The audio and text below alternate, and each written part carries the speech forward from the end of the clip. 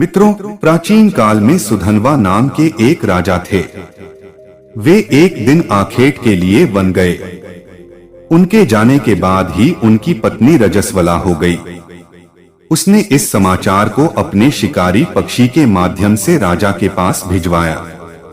समाचार पाकर महाराज सुधन्वा ने एक दोने में अपना वीर्य निकालकर पक्षी को दे दिया। पक्षी उस दोने को राजा की पत्नी के पास पहुंचाने आकाश में उड़ चला। मार्ग में उस शिकारी पक्षी को एक दूसरी शिकारी पक्षी मिल गया। दोनों पक्षियों में युद्ध होने लगा। युद्ध के दौरान वह दोना पक्षी के पंजे से छूटकर यमुना में जा गिरा। यमुना में ब्रह्मा के शाप से मछली बनी एक अप्सरा रहती थी। मछली रूपी अप्सरा दोने में बहते हुए वीर्य को निगल गई तथा उसके प्रभाव से वह गर्भवती हो गई।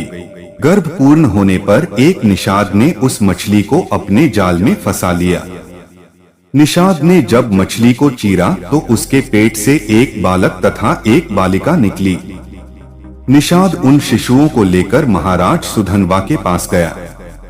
महाराज सुधन्वा के पुत्र न होने के कारण उन्होंने बालक को अपने पास रख लिया, जिसका नाम मत्स्यराज हुआ।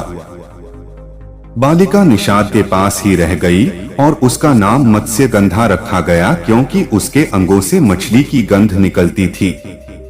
उस कन्या को सत्यवती के नाम से भी जाना जाता है।